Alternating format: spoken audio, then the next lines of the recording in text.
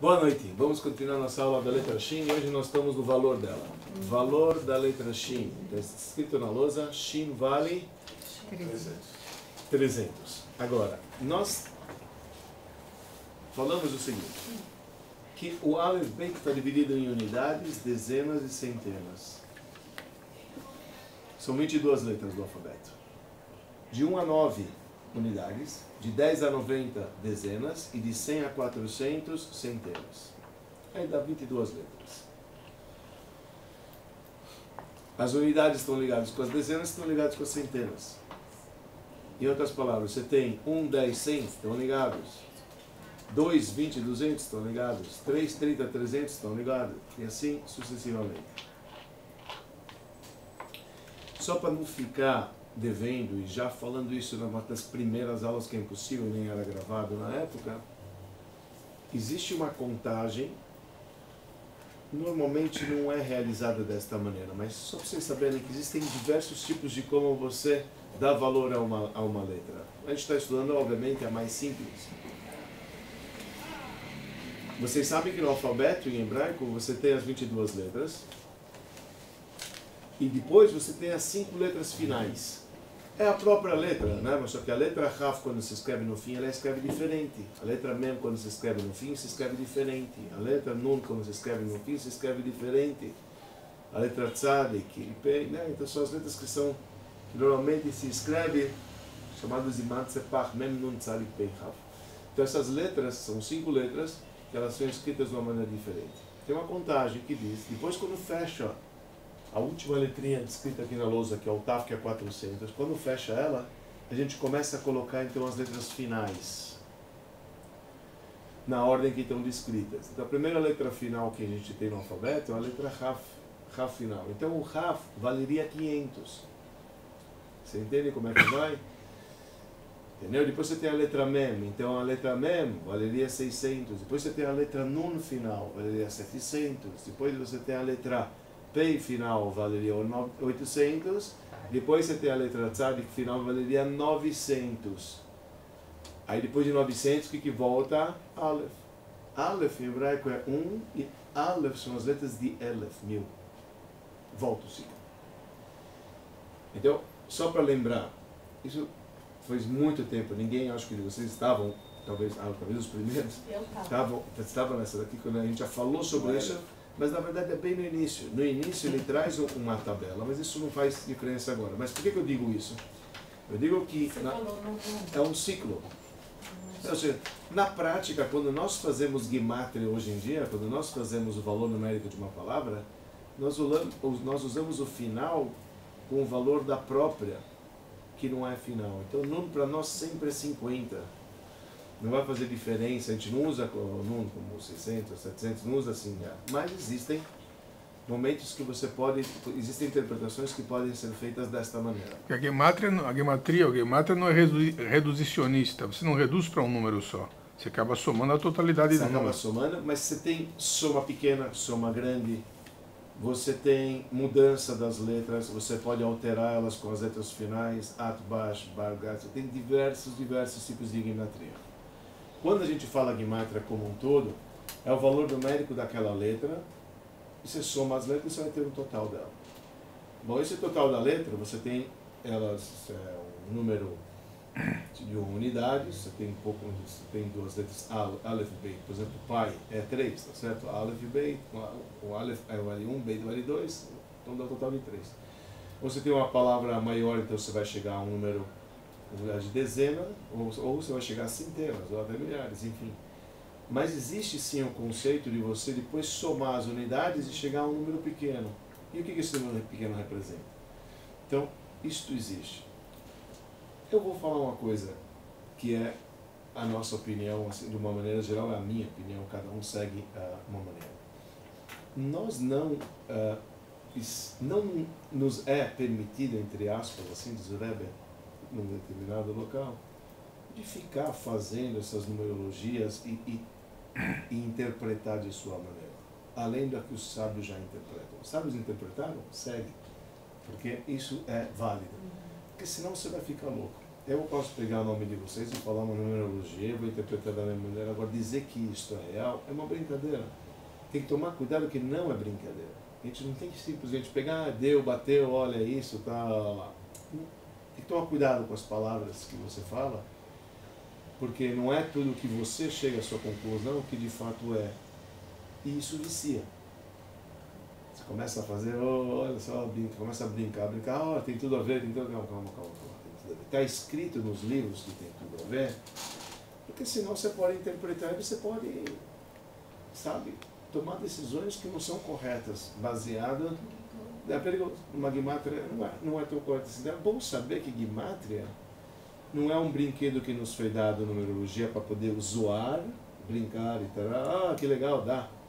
Às vezes a gente vê uma certa ligação e os sábios falam. Quando os sábios falam, ótimo, segue, porque eles souberam e identificaram que aquela palavra contém isso, então você pode seguir adiante, não tem problema nenhum.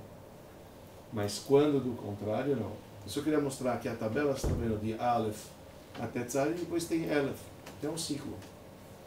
Depois, quando chega o Kufa, ele traz o Shin, ele traz aqui ó, o Ra final, Men final, Nun final, Pe final, Tzadik final, e depois chega a Elef. Então, eu só queria mostrar para vocês que existe a continuação, além do 400, apesar que acabou a última letra, mas existe a letra que é 500, a letra 600, a letra 700, a letra 800, que normalmente não é utilizada, mas ela é real aqui. Isso ele escreveu na primeira letrinha, que é a letra Aleph, e está calor aqui. Você ligou o ar certo? Está lá não quente? Está lajeado tudo para aquele lado? Uau. Acho que eles desligaram, né? Aberta a janela. Yeah. Tudo para lá? Tá no zero. Então deixa aberto, Marcelo, depois. É o Shin que está escrito. A China é fogo. Ele falou que ela é China. A gente tem namorado. Ok, não tem problema. Ó, agora começou a entrar um pouquinho, estípulo. Tem corrente. Wund. Eu tenho. Eu apoio. Pessoal, vamos então ver a numerologia agora 300. O que eu estava querendo dizer é o seguinte: 3, 30 e 300 eles estão interligados. O que nós falamos 3? Existe um versículo que está escrito no profeta Ve'achuta meshulash lo bimhera yanatek. E a gente já falou sobre isso. Um fio que ele foi feito de 3 outros fios trançados, não é fácil você rompê-lo. Quando você existe 3 no judaísmo, mostra Hazaká. É sinônimo de uma coisa forte. Tá certo? O 3 no judaísmo mostra algo que é Hazaká. A ética dos pais nos traz que o mundo está baseado em 3 alicerces, em 3 pilares. Então, se o mundo está baseado em 3 pilares, significa que em 3 mostra uma certa força. Tá certo? Quais são os 3 pilares que o mundo está lá na ética dos pais? A Torá, a Lavodá, Vela e Nutrasanim. Sobre o estudo da Torá, sobre o serviço que é chamado Atfilah e sobre a prática de boas ações. Esses são os 3 pilares do mundo. Quer dizer, o mundo está baseado em 3 pilares. Por que eu trago isso? Para mostrar a importância do 3. Sem querer viajar, mas já entrando no espírito da festa. A gente daqui a pouco estamos chegando numa festa chamada Shavuot. Shavuot, a gente recebeu a Torá. Na prática, Deus pronunciou os 10 mandamentos. Quer dizer, Deus desceu ao mundo, Moisés subiu a montanha e houve o elo entre o espírito e a matéria. E então Deus ele pronunciou os 10 mandamentos. Moisés permaneceu 40 dias no deserto, na montanha. E depois ele desceu com as tábuas da lei e com toda a interpretação da Torá que Deus havia ensinado para ele lá. Depois ele quebrou as tábuas, enfim, etc. E diz para nós o Talmud, quando fala sobre essa festa de Shavuot, tem um 3, por isso eu estou falando, eu não estou saindo do tema. Eu estou falando do 3, que é importante. Então, o Talmud fala o seguinte: olha, a Torá foi dada no mês, a Torá 3 foi dada no mês 3, através do 3 para o povo 3. Do 3. A gente está vendo agora 300. Então, só para vocês entenderem, olha a ligação que tem a Torá com o 3. Como que a Torá foi dada no mês 3? Qual que é o mês que foi dado a Torá? É o mês de Sivan. Sivan é o terceiro mês, se a gente contar de Pesach. A Torá chama o mês de Pesach o primeiro mês dos meses do ano. Então, o mês de Nissan, 1. Iyar, que é o mês atual que nós estamos, mês 2. Sivan é o mês 3. Então, a Torá foi dada. A Torá 3. Por que chamada a Torá 3? Porque a Torá está dividida em 3 categorias. Os livros que são chamados sagrados, que é chamados a Torá, os 5 livros de Moisés. Os Leviim, que é os profetas, e os Ketubim, as escrituras, que é chamado vulgarmente de Tanakh. Tanakh são as iniciais da divisão da Torá escrita, né? Da Torá que a gente tem chamada Torá escrita, os 5 livros de Moisés, que dão um total de 24 livros sagrados, mais os profetas e as escrituras. Então a Torá 3 foi dado no mês 3, através do 3. Quem é 3? Moshe Rabbeinu. Por que Moshe Rabbeinu é 3? O terceiro filho. Por quê? Ele era o terceiro filho. Quem era primeiro? Quem era mais velho? A Miriam. Miriam. Miriam era quantos anos mais velha que Moshe? Estou esticando para ver até onde vai. Vocês estão indo bem? A parteira me falou, mas eu não lembro. 6 anos. Miriam tinha 6 anos mais velha. E a Miriam era mais velha. Depois dela veio quem? Aaron. Aaron era quantos anos menor que Miriam? 3. 3. E quantos anos tinha a diferença entre Aaron e Moshe? 3 anos. A Torá fala 3. Imagina. E Moshe Rabbeinu era o terceiro. Assim está escrito a Torá. A Torá fala Moshe ben Shemonim Shana e Aaron ben Shlosha Ushmonim Shana. Quando o povo de Israel saiu do Egito, Moshe tinha 80 anos e Aaron tinha 83 anos. E a Miriam tinha 86. De qualquer maneira, a Torá foi entregue através do 3. Olha só como é que é Hazaká forte. Para o povo 3, no dia 3, no mês 3, através do 3, a Torá 3, foi entregue para o povo 3. Por que é chamado povo 3? Nós chamamos também chamado povo 3. Porque o nosso povo está dividido em 3 categorias. Nós temos os Kohanim, os Leviim e Israel. Nós temos 3 patriarcas, Abraham, Isaac e Jacob. Então veja, o 3 é importante quando a gente estuda. Então o 300 é o 3 vezes 100. Você pode imaginar a potência que é isso? Nós estamos então no ápice da potência do número 3. É o máximo que a gente pode chegar nas letras. Então isso que ele está querendo dizer, e eu vou entrar agora no texto dele. Ele vincula também aqui o 3 com o conceito de costela, que a gente já vai ver.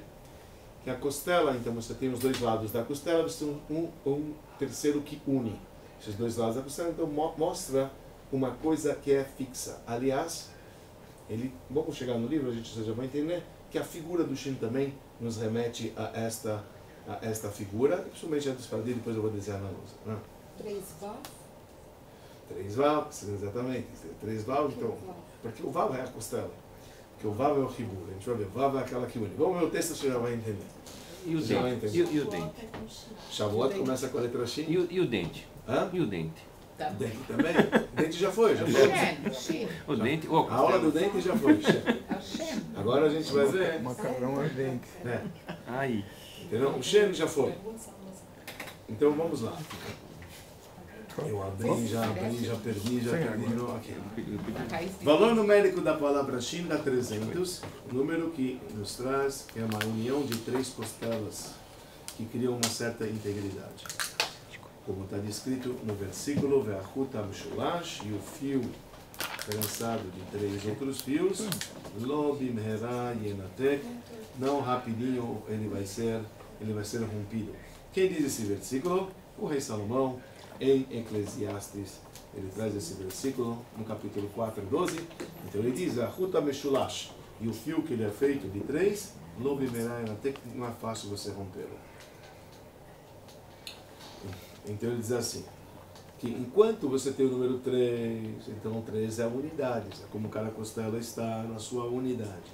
Quando você chega a 30, então aí ela já está em dezenas que a gente está falando. Mas agora, quando chega a letra Shin, que é 300, então aí já é um número bonito. Estamos falando aqui, aí já é uma quantidade bem maior, que a gente está já numa outra escala, na escala das centenas.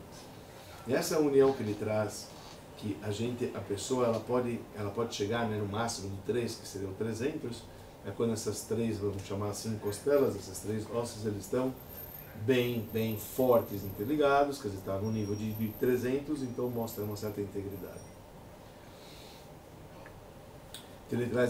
A gente precisa estudar o 1, 2, 3 na escala das centenas, na sequência. Qual que é? 100, 200 e 300, né? Então, igual 1, 2, 3 que a gente estudou, vamos estudar agora. A gente estudou 1, 2, 3, 10, 20 e 30. Então, na escala das centenas, 100, 200, 300, o 100 é a letra Kuf, que é o Kadosh. A gente falou, uma pessoa já está nesse nível, né? Que é uma costela vezes 100 é chamada letra Kuf. Tá certo? Então, ela chega depois do Kadosh, ele sobe ao nível do Reish, que é aquela letra que está desenhada na lousa deste lado de cá, bem na ponta, que é a letra Reish, que vale 200. Então, que a gente falou que significa a cabeça. Quando o Kadosh, quando o Kuf, que é a letra 100, ele alcança o nível da cabeça, o máximo que a gente falou, né? E aí, então, agora ele vem com a terceira, ele se une 100, 200 e 300, as três estão juntas, aí consegue alterar, que é a letra Shin, que dá uma outro ênfase, dá um poder para este cabeça e para este santo de alterar as coisas, que é a letra Shin, que a gente falou, que é o poder como aquele fogo, que a gente também disse que a letra Shin representa, que é o fogo que dá para a pessoa um poder extraordinário, trazendo algo espiritual para esta pessoa e trazendo para ela algo espiritual. Então, agora ele traz o seguinte: isso que os três Vav, então, vamos desenhar isso aqui na vocês vão estar na letra Shin, mostra como se fossem três, que elas estão unidas e elas fazem uma certa perfeição. Vamos ver já isso. Isso é muito importante, pessoal. Essa Manikude é um negócio, a gente já viu isso na letra Zain, a gente viu isso também quando a gente falou sobre o Magen da vida, a gente explorou isso, porque o 3 é super importante. Super importante, que a gente já viu aqui, toda passagem na Gemara, etc. 3 Vav, tá certo? Quando você desenha a letra Shin no convencional, eu desenhei a letra Shin Ashkenazi para vocês. Eu vou desenhar a letra Shin Sefaradi para vocês. Tem diferença? Tem diferença? Não muita, mas existe diferença. Então a letra Shin Sefaradi, ela se desenha assim. Vou desenhar em escala menor. Menos inclinado, né? É a cesta de pão. Ok. Vocês estão vendo a diferença? Ela tem uma base longa, então ela não é tão pontuda como aqui, ela tem uma base. Obviamente, eu prometo para vocês que com pena é muito mais fácil. Com pena é mais fácil. Parece uma barquinha. Porque ela não ficou assim tão bonitinha como eu gostaria. Está com uns 3 cúmulos e pena, meio. Seria assim. Com 3 cúmulos e meio. Tá bom. A letra Shin, ela seria assim no Sefaradi.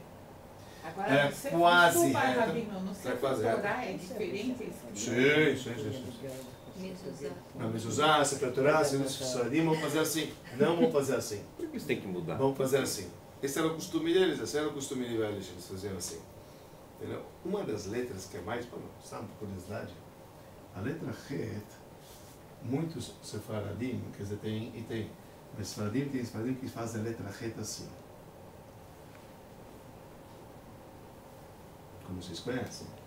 O Ashkenazi, a letra Het, exatamente, não tem nada a ver. Ela é bem diferente, são duas outras letras que estão unidas, aí você pega.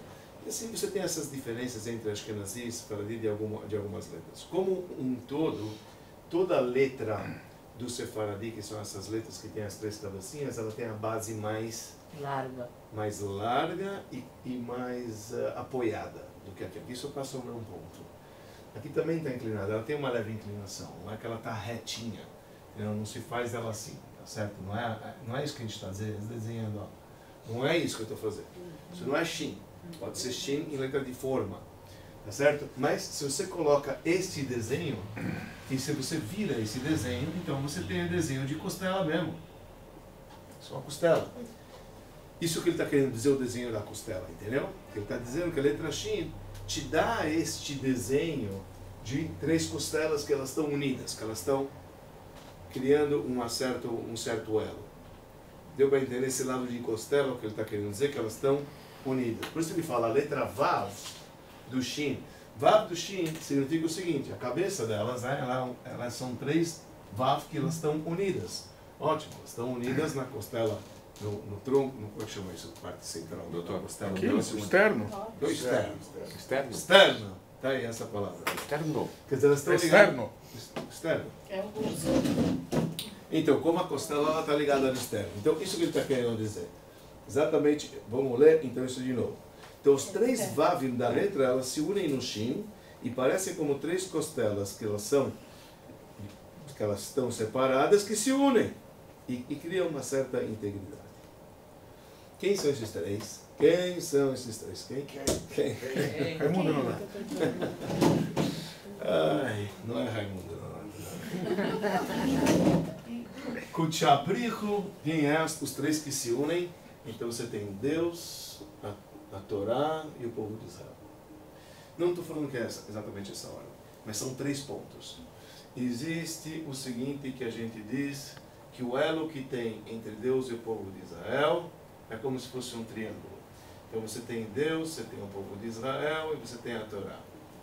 Então quando você pega um triângulo, a gente falou isso quando a gente explorou o Magen David, quando a gente falou a letra Zayin, quando a gente falou sobre esse triângulo. Na linguagem do Zohar, está escrito Tlat Kisharim, tem 3 nós, tá certo? Que eles estão unificados um com o outro. Tlat Kisharim Mitkashim Da Beda, significa 3 nós estão unidos um com o outro. Quem é? Deus, Israel e a Torá. Deus se une com Israel através da Torá. A Torá une Israel a Deus. Tá certo? Israel se une a Deus através da Torá. Então, os 3 eles estão interligados. Então, a letra Shin mostra esse elo. Os 3 eles estão interligados. É uma única coisa só. Tá certo? A Torá é a planta da criação do mundo. E Deus pensou em criar o mundo por conta do povo de Israel que ele ia colocar lá. Então, é verdade dizer que esses 3 níveis, tanto Deus, Torá e povo de Israel, é uma coisa só, o pensamento de Deus, o pensamento divino, como eles estão super intrínsecos, estão totalmente ligados. Razão esta, entre outras, do porquê que no tefilim da cabeça é essa letra que está estampada. No tefilim da cabeça tem a letra Shin. Depois a gente vai explorar com mais detalhes, que lá tem um Shin com 4 cabeças. Isso, Tem um Shin com 3 cabeças, tem um Shin com 4 cabeças. Mas depois a E gente na vê isso. mezuzá. Na mezuzá também tem a letra Shindá, tem o nome de Deus, Shindá Ledior. É um dos nomes de Deus que mostra a proteção, é o nome de Deus também que mostra que ele criou. Oi? Shin de 4, É. Não, isso dá. Isso é gematria também. Somos 4, com não sei o que, para dar os 365 lá, né? Não, mas você também tem os 2 lados, você tem tanta coisa para falar disso que eu já não sei nem por onde começar. Começa pelo começo. Começa pelo começo. Não, do Shin. Bem, a gente fala sobre isso. Não, Você pega do lado direito, por exemplo, o Shin, é esse Shin que está desenhado. Do outro lado, você tem esse Shin, só que com 4 cabeças. Mais um Imagina, lado. vai ter uma mesma cabeça aqui. Ó. 4 com 3, 7. Tem um Shin com 4 cabeças. Isso é do lado esquerdo do tefilim. Então, existe tanta coisa para falar. Você pega assim, 3 do lado direito representa Avraham, Isaac e Jacob, os 4 representam os matriarcas, os 4 matriarcas. Mas quando você pega um Shin, que ele tem 4 cabeças, 4 cabeças, quando você coloca ele em alto relevo, você tem dentro um Shin de 3 cabeças. A forma do tefilim, mas vou fazer um Shin de 3. Então você pega 4, se afunda, quem vai sair? Sai o Shin. 3D. fica de 3. Então, mostra. É o 3D. É o 3D. 3D. Então, mostra da luz divina que penetra. Tem a luz de Deus que penetra e tem a luz que envolve. Então, são as 2 maneiras da estampa que tem. As 2 coberturas. Fora que. As 2 coberturas. Envolvente e penetrante. Ok. Mas vamos focar porque eu não queria falar, não é esse o tema de feeling, mas se aparecer aqui depois a gente fala. Então, a letra Shin, entendeu, representa isso. Por isso, representam...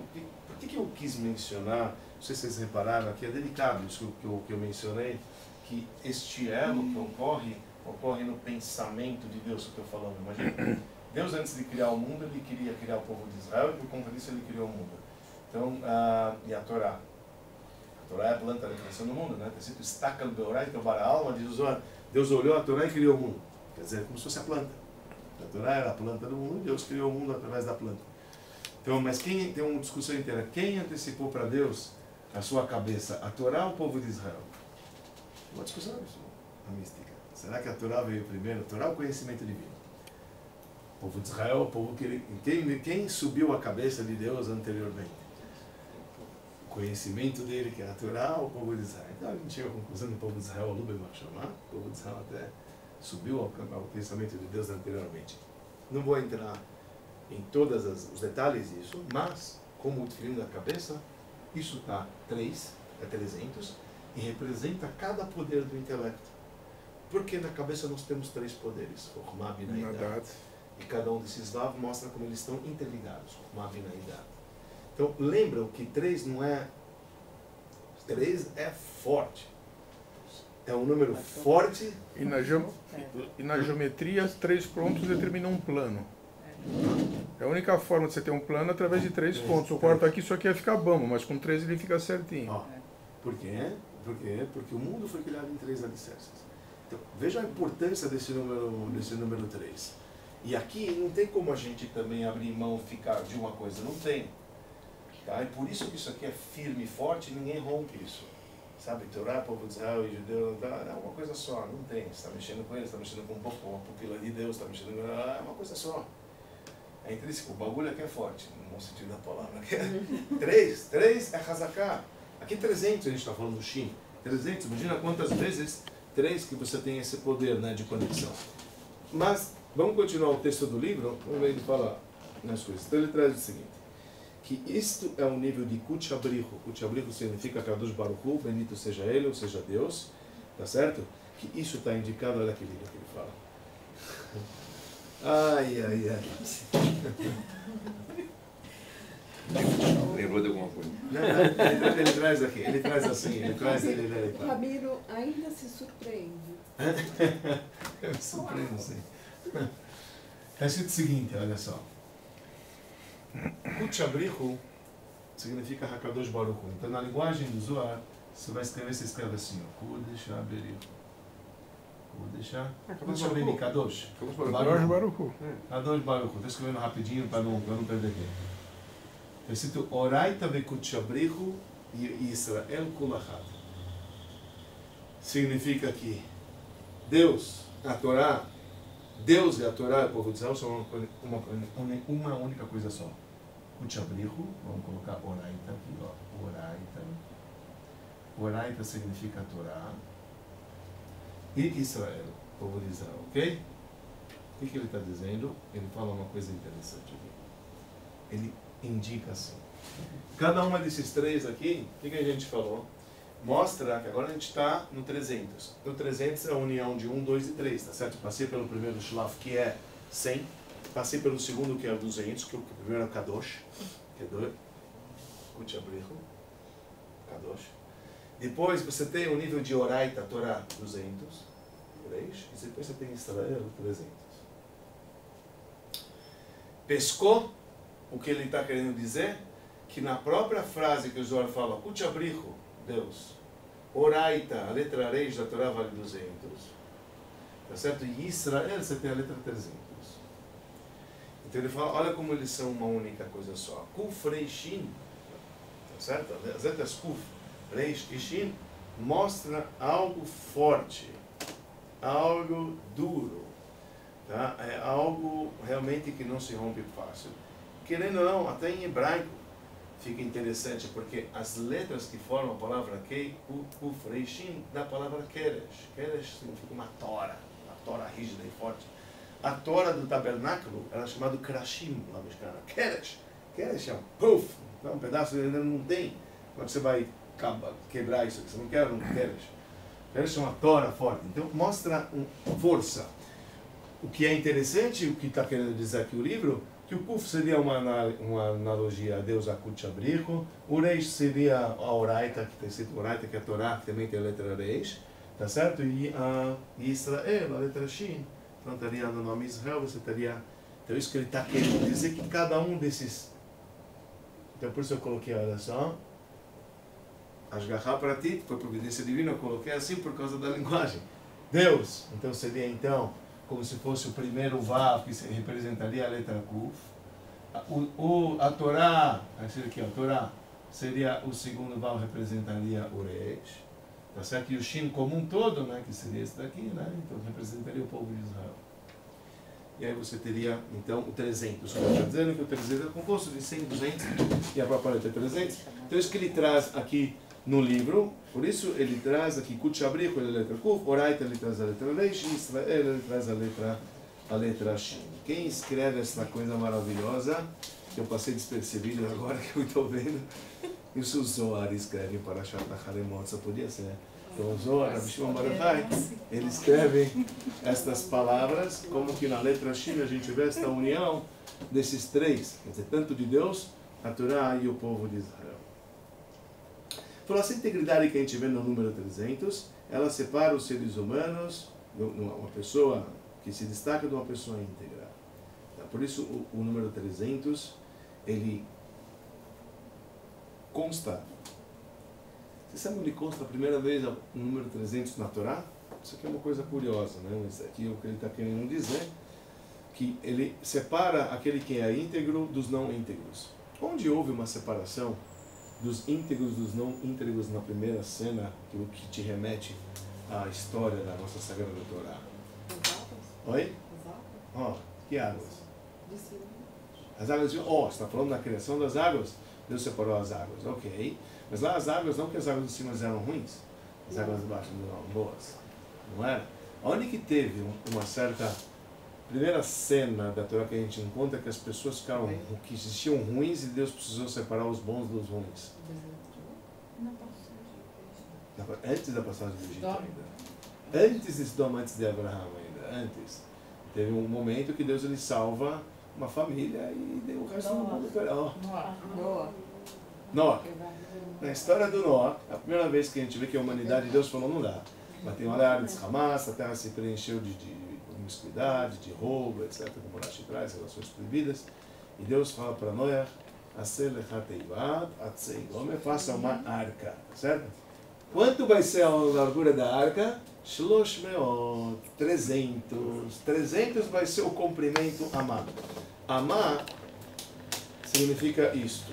Sabe quanto é isso? Uma Amá hoje em dia é 48 centímetros. Então, qual era a largura da arca? 300 vezes 48. Faz aí, você vai ver. Quem é bom de cálculo? Arredonda para 50. 3 vezes 5, o que dá? 15. Dá 150 metros. Então ele tinha, ele tinha 150 metros de comprimento. Então, Shlosh Meot, diz a Torá, 300. Uau, 300? Por que Deus ordena a Noah 300? Porque eu estou separando os íntegros dos não íntegros. Shushin, representar o Kadosh, Urosh, etc. Quem sobrou? Infelizmente, pessoal, Noah não teve muito sucesso na sua campanha. 120 anos ele tentou convencer a galera. Quem tentou convencer? Há controvérsias. Se ele tentou convencer ou não tentou convencer o pessoal dele, porque tem um Zohar que fala, acho que a gente já falou sobre esse Zohar também no passado. Amém. O Zohar traz o seguinte, o Zohar fala o seguinte, você quer... Olha, de novo, Moshe Rabbeinu era o terceiro, olha só como que tem que vir as coisas de acordo com quem. Então Noé fala, Deus falou para Noé, constrói uma arca e eu vou te dar um tempo para você construir essa arca. Um tempo pequeno, 120 anos. 120 anos ele construiu a arca, Noé, na sua flor da idade, com 600 anos, ele entrou na arca, como consta na Bíblia, 600 aninhos que ele tinha. Então, depois de 120 anos que ele construiu, a arca, ele não conseguiu salvar ninguém, além dos seus 3 filhos, foram empurrados na arca e as noras. No final, tinha 8 pessoas na arca. E os animais, os bicharada. O resto da humanidade pereceu, todo mundo morreu. Todo mundo, com exceção, Palit. sempre que o Gomera Rabacham segura na arca, tudo bem, são detalhes. De qualquer maneira, o que Deus ele usa para poder separar Noé através da arca de 300. O que o Zohar fala? O Zohar fala não como Noé, que ele não conseguiu salvar ninguém, e nem como Abraham, que no caso de Sodoma e Gomorra e as 5 metrópoles que Deus virou e fez daquilo o mar morto, está escrito que Abrão rezou se houvesse ao menos 10 tzadikim. Abrão só rezou para os justos. Então o Zohar fala, Abrão, grande patriarca, não podemos falar absolutamente nada dele, mas ele comparado a Moisés, desculpa muito. Moisés rezou pelos pecadores. Ele pediu perdão do bezerro de ouro. E ele chegou e falou para Deus, se você não perdoar, me apague dessa tua Torá. É macho. Abrão sim. Moshe, esse é o cara. Então diz o Midrash, esse é o homem. Moshe, não só que ele não rezou pelos sadiquim, não só que ele convenceu o Eitor, Moshe rezou até mesmo pelas pessoas que falharam, e Deus cedeu. Então, isso é um verdadeiro advogado de defesa. O maior advogado de defesa que o povo judeu já teve, esse é chamado Moshe Rabbeinu. Não teve outro na história igual Moshe, que livrou o povo de tanta coisa que poderia acontecer. Esses são os grandes líderes das nossas gerações, também poupa as gerações, assim trazendo os atrás, que poupa a nossa geração de decretos dos líderes, são os líderes da geração. De qualquer maneira, voltando aos 300. Deus, quando separa Noé, e fala para ele separar dos demais, então eu vou separar os santos dos não santos, vamos dizer assim, então entra no 300, aí já tem que ter 300. Então, ele traz, Noé, quando foi ordenado a construir a arca, para protegê-lo, não separou ele dos pecadores, e assim Deus falou para ele, né, que então para ele construir uma arca de 300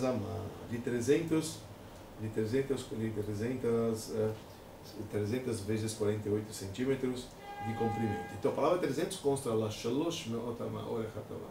A Torá fala claramente para 300. Também tem uma passagem, pessoal, ele traz um outro episódio, que isso já aconteceu na época de Gideon. Quem conhece Gideon? Gideon foi um dos juízes nossos, certo? Depois, quando o povo de Israel entrou em Israel, começou primeiro o período dos juízes, depois começou o período dos profetas. O profeta começa só depois, na época dos juízes, com o profeta Shemuel, a Nabi Samuel, tá? Que foi então o primeiro, vamos dizer assim, profeta dos profetas que nós temos, que por sua vez, logo da época dos profetas, vieram a época dos reis de Israel, porque foi ele que nomeou Shaul para ser o rei de Israel, ele que nomeou o rei Davi para ser o rei de Israel. Então foi a época dos profetas. Antes da época dos profetas existia a época dos juízes. Existiu um juiz chamado Gideon, e esse Gideon, ele salvou o povo de Israel de algumas batalhas. Eles eram homens bravos, eles eram da tribo de Judá, não obrigatoriamente precisava ser da tribo de Judá igual os reis. Os reis de Israel precisam ser descendentes da tribo de Judá a partir do rei Davi, que o próprio rei Saul também não era da tribo de Judá, ele era da tribo de Benjamim. Gideon, por sua vez, era da tribo de Menashe, mas Gideon, ele guerreou ele fez guerras contra o povo de Midian, os midianitas, salvou o povo de Midian. Midian é um povo que durante a história desde a época de Moshe já fez tsuras pra gente, já fez desgraça pra gente, já quis acabar com a gente. Então na época do Gideon, ele bravo, de uma maneira brava, entendeu? E como um grande juiz mesmo, ele era um grande guerreiro. Gideon era um grande guerreiro. Aliás, um dos nomes de Gideon diz uma pessoa, uma birrenta, uma pessoa brava, entendeu? Uma pessoa que tinha força. Esse é o nome de Gideon. Ele guerreou contra Midian, ele guerreou contra Amalek, também um povo que quis esfriar a gente no deserto, sempre também é um problema. Até hoje tem descendentes de Amalek, a gente tem a obrigação de aniquilar o povo de Amalek, que a gente não sabe quem é, mas se soubéssemos, quando Mashiach chegar automaticamente ele vai fazer isso, etc. A gente não sabe quem é descendente de Amalek, quem não é, enfim, isso deixa para uma outra hora. Mas o Gideon, está escrito que, olha só o que está escrito no profeta, que curioso, está escrito que o Gideon, ele escolheu 300 homens armados para poder fazer a guerra. 300, que engraçado, não é? O número 300, e aparece 300 aqui. Então o Gideon, ele pegou 300 guerreiros, não é? Guerreiros, 300, o Shin, né? Então o Shin, que foram escolhidos por Gideon por ordem, amando-lhe Deus. Obviamente Deus havia ordenado naquela época dos profetas, eram os juízes que faziam, que traziam a palavra. Os exércitos eram bem mais numerosos. Então você pode imaginar, então ele foi com 300 entre né? Ele foi com 300 e ganhou. E não só isso, e eles tocaram 300 shofarot, escrito lá que eles tocaram Nossa, que essas bonito, 300 né? trombetas, eles Nossa, trouxeram a devia ser salvação do povo bonito, de Israel. né? 300 tocando sofá. Imagina o medo, né? Que não dá. Nossa! Tequia. Tá certo? Então, assim também a gente encontra o número 300 são as pessoas que guardaram o ouro que o rei Salomão ele havia dado para a casa de Hashem para ser construído. Tá? Então ele colocou 300 guardas. Então, guarda 300. tem a ver com 300. Sabe? Salvar, separar o ruim do... Que a gente falou que lembra, você falou, o Shin, não podemos esquecer, pessoal, tudo é o mesmo Nekuda. O que é o Shin? O Shin é aquele que tritura, que molda, que não sei o que, etc. Então aqui também, quando você está guerreando, você está acabando, você está moldando o outro lado, você está vencendo o outro lado, como a gente ou você aniquila o outro lado, ou você faz dele, traz ele para você. Essa é a letra Shin. Guerrear, guardar, separar. Então tudo isso tem a ver com a letra Shin, e por isso a gente vê esse lance de 300 em todas essas cenas. Uma vez eu fiz um siur em Jerusalém, que um dos passeios que eu fiz em Jerusalém foi muito interessante. Eu fui conhecer o que é chamado de Ir David, a cidade do rei Davi. A verdade é o seguinte, e lá você entra em cavernas que ficavam os profetas, e lá você anda no Maayan Shiluach, você anda no próprio rio, que esse rio abastecia o templo sagrado com as suas águas, você caminha lá, você caminha até... É um negócio interessante, né? Foi uma coisa, uma vez, estava visitando meu cunhado lá, ele falou, quer ir numa coisa interessante, eu estou indo fazer isso, você vem comigo. Eu falei, aproveitei. Filho do Rabino Alper, meu cunhado, o Mickey. Então ele me levou e eu achei maravilhoso. E é legal essas pessoas que elas fazem, obviamente, são pessoas que conhecem, estudaram a Bíblia como um todo e conhecem bem.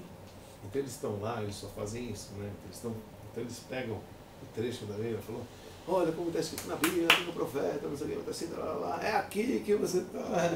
Quer dizer, não é que você está pisando no local onde ele está.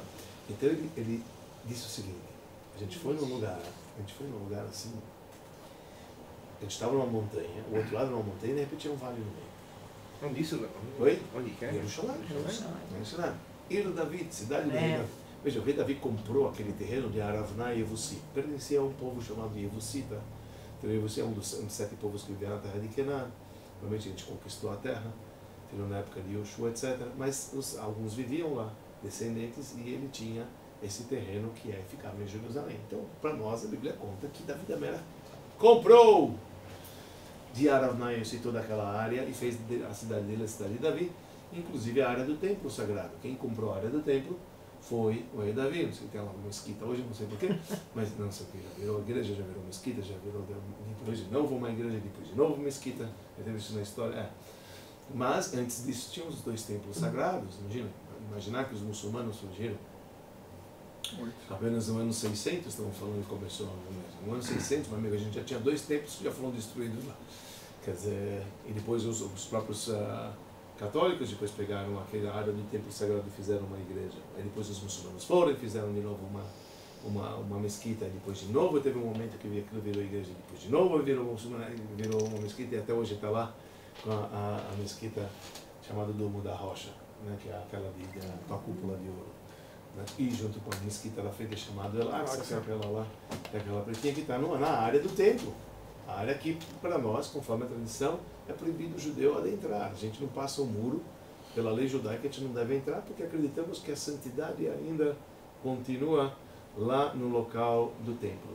Há controvérsias, isso, entre opiniões rabínicas. Essa opinião nossa, clara e objetiva, a opinião do Rebbe, é claro, que a área do templo ainda continua sagrada, etc. Por isso, tem lá Shalatim, você vai ver lá que tem muitos muros, muitos anúncios dizendo, olha, até aqui o judeu religioso pode entrar, aqui não deve entrar, etc.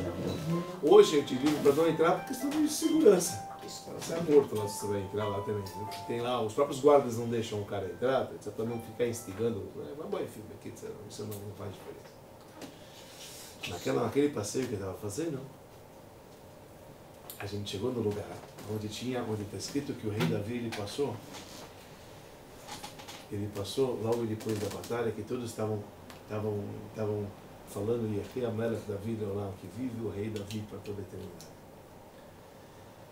Enquanto o rei Davi passava, todo mundo estava declarando de Ri Amelech Davi lá, que vive o rei David Melech Israel Chai Vekayam, que o rei, o povo de Israel, ele vive para toda a eternidade. Você pode imaginar, Shaul era o rei, então imagina o que podia acontecer lá. E a gente estávamos todos lá e falando, foi aqui que o povo estava.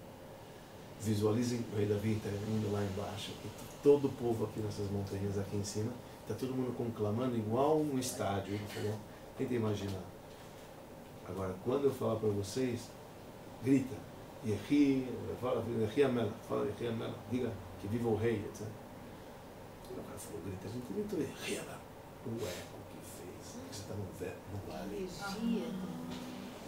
Cara, naquela hora eu Earth Down, tudo subiu tudo. 2, 3, 4 caras gritando.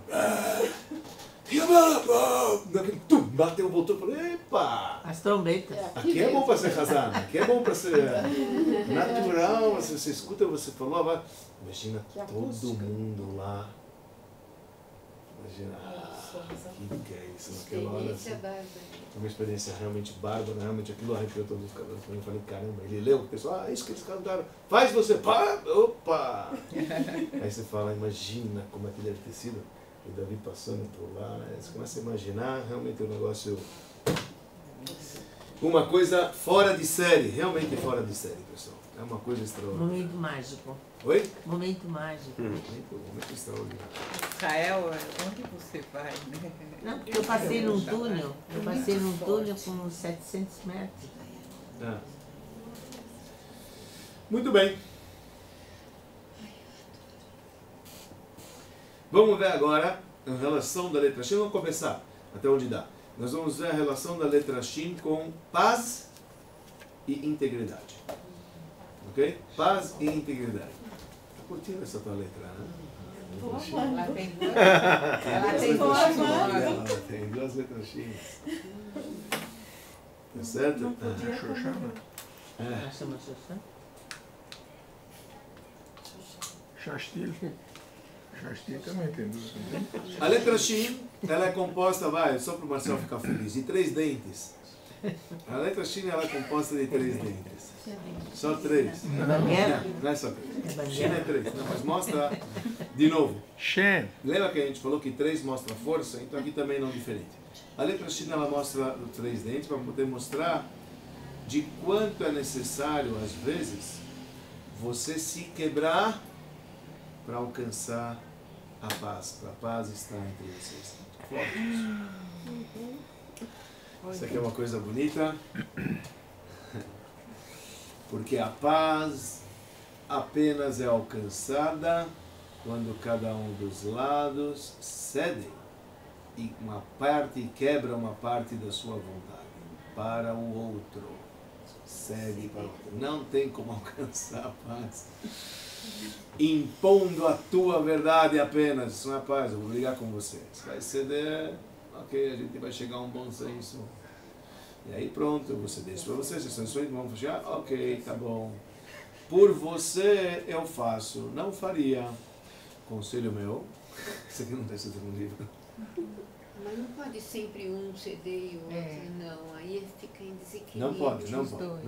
Dá desequilíbrio. Conselho meu, quando assim o faça, avisa. Dessa vez eu vou ceder. Avisa e declara.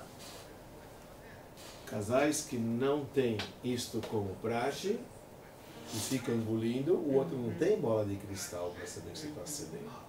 E no início de um relacionamento, tudo é muito lindo e maravilhoso. Porque você ama tanto a outra pessoa que você vai ceder. Mas tem limite para quanto você cede. Uma hora você explode. Quando você explode, você vem com coisas que o outro nunca soube que aquilo era para você. Isso é um sinal da explosão da Terceira Guerra Mundial. Paz onde vai ter? Se você vai ceder, você tem que falar o seguinte, olha, eu não faria isso. Mas faça como você quer. Eu não faria assim. Para mim, não, mas vamos fazer. Não faria. Eu faria diferente. Minha vontade é diferente, mas pode fazer. Não tem problema de você falar assim. Porque ficou claro, o objetivo, que você cedeu para a vontade do outro. Que fique claro. Para não pensar, porque senão, se você não fala, o outro não tem como saber. E constantemente ele vai fazer aquilo que você não gosta. Mas você não falou que você não gosta. Quantas vezes você vê casais, até hoje em dia, falando: ai, meu marido, você pega conversas de mulheres conversando entre si. Normalmente as mulheres conversam esses assuntos. Mas homem também fala. Sim, lógico que fala. Mas esses assuntos que eu vou te falar, normalmente é mulher que está fazendo. Ai, porque meu marido adora cebola, porque ele adora... Eu nunca gostei de cebola, cara está falando que eu gosto de cebola. Você nunca falou que você não gosta de cebola, então eu acho que você gosta de cebola. Então ela fala que você gosta de cebola. Ela vai saber que você não gosta de cebola. Fala: você não gosta de cebola, mas tudo bem, eu vou comer, porque você fez, é bom, não sei o que mais, etc. Porque, olha, eu prefiro não. Ótimo, ela vai te fazer depois aproximadamente para aquilo que você quer. Porque ela já sabe que você não gosta. Se você não fala, eu vou saber. Então você vai sofrer o resto da tua vida porque você não falou. Então deixa de ser manda, porque você não fala. Como é que vai ter paz se você não revela as coisas? O relacionamento para viver em paz exige quebra. Tá certo? Belicosa de novo, o que é um coração quebrado? Não existe um coração mais inteiro do que um coração quebrado.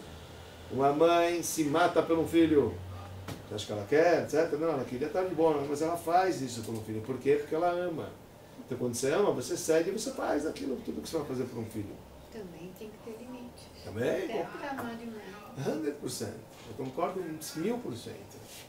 E aí às vezes a mãe falha, e depois ela fala que eu estou fazendo errado. Você está fazendo errado. Quem falou que você tem que se quebrar sempre para a vontade do teu filho? Você tem que botar teu filho também, enquadrar ele num lugar. Isso faz parte da educação. Porque você quer que ele também seja educado, ele também tem que se quebrar. Quebrar um ao outro significa afiar-se um com o outro. Isso é bonito, pessoal. Se a gente olhar um bom relacionamento que chega num tratado de paz, que a gente está falando, olha, são duas pessoas. Por que a gente diz isso? Porque não tem casal 20, isso aqui é coisa do cinema. Casal 20, não existe casal 20. 10 e 10, não existe. Dois pensamentos, então, são duas ideias. Certas pessoas, elas pensam diferente. Então, é óbvio que para poder viver juntos, então, vai precisar ceder um para o outro. Ele não pode ficar o quê? Hora você cede, hora a gente cede, vamos ceder metade aqui, metade ali, nem como você, nem como eu. E beleza, tá tranquilo e pronto. Desde que seja esclarecido e falado, não tem problema. Sabe, não vai ter chabu. Não vai ter briga, não vai ter intriga, porque desde o início foi falado. Porque não pode a gente esperar, então é trouxa, isso acontece com todo amor à primeira vista, com toda não sei o que, os caras, não vou falar nada, porque eu não quero deixar, senão vou perder ela. Você está entrando numa fria que depois como é que você vai sair? Entendeu? E na verdade, sabe, fala quem você é. E você ia poupar tantas coisas. Você fica engolindo, porque você quer. Na verdade, você está indo atrás do físico porque para você é bom. E você quer. Então você vai engolindo. Aí chega uma hora que você não vai ver. Por que você se envolveu com essa pessoa? Depois, para mandar embora, como é que fica? Fica difícil pra caramba. Aí briga. Briga mexendo com o sentimento do outro. Por quê? Se desde o início não bateu. Eles não estão seguiu o seu caminho, não seguiu o caminho. Vamos ser dúvidos no relacionamento. Vamos falar abertamente. Vamos sair para se conhecer de verdade. Esse é o sistema operacional de Shidduch. Por que Shidduch funciona? Shidduch funciona porque dois, quando saem para erguer uma família. Quando eles saem e têm o propósito de erguer uma família, então os dois vão direto ao assunto. Eu não vou para o cinema, não vou comer pipoca, tudo isso é lindo, é maravilhoso, é gostoso, é bonito. Mas isso é vida? Isso é o dia a dia? Não, o dia a dia você vai dormir, você vai acordar com ela lá do teu lado, meu amigo. É outra pegada. O dia a dia teu começa com como é que você quer, qual a tua metodologia de ensino, se bate igual, os pensamentos são os mesmos, a gente está na mesma sintonia.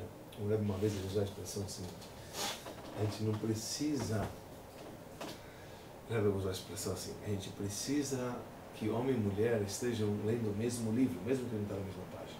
Pelo menos está no mesmo... Está na mesma sintonia. Quanto mais próximo você vai encontrar uma pessoa que é próximo à sua educação que você teve, mais chances você tem daquele relacionamento dar certo. Assim que é. E é uma coisa lógica. Porque quanto mais distante e separado aquela pessoa daquilo que você vive, daquilo que você é, como que vai dar certo? Então você precisa procurar alguém que seja realmente compatível a você. Voltando aqui só para terminar esse parágrafo. Ele está falando de novo da paz. A gente vai explorar isso muito bem. Então ele fala o seguinte, a paz, por isso ele fala quando você morde com 3 dentes, quer dizer, mostra uma força, né? Porque se quebra mesmo. Então ele fala o seguinte, pois a paz somente alcançada quando a gente cede, a gente quebra parcialmente nossa vontade para o próximo.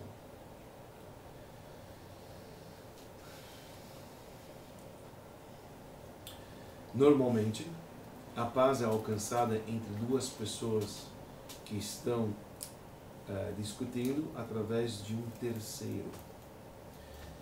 Um terceiro que é chamado mediador. Então, quando você tem 2 pessoas que elas estão em conflito, então os sábios falam, procura um terceiro.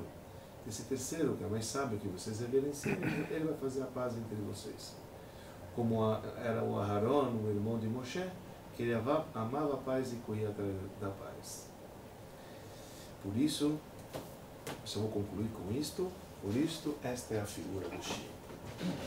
No Shin, você tem 2 Vav que estão puxando um para cada lado, meu. Aqui vai romper. Precisa ter o terceiro que vai fazer a paz. O terceiro é o equilíbrio. É aquele que vai unir os 2 que estavam aqui. Ó, esse aqui está indo para cá, esse aqui está indo para cá. Esse aqui segura as pontas. É aquele que vai unir os 2 para poder eles ficarem bem. Tá? Curioso ou não, de novo, bate com o que a gente está dizendo aqui. Se a gente vai falar os 3 como os 3 sócios do homem, é assim que funciona. Você tem o homem, você tem a mulher, entendeu? Você tem Deus que está no meio.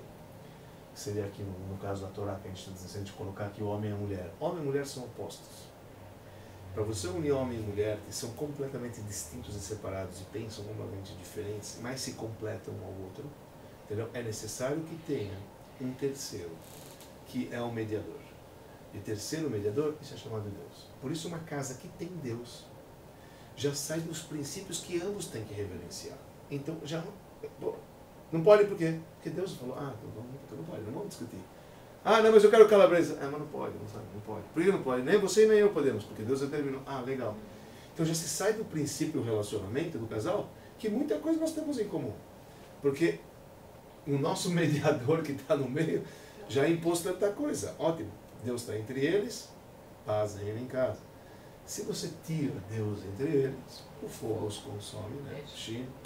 O fogo nos consome, que a gente já explicou isso no passado. É isso que ele está querendo dizer.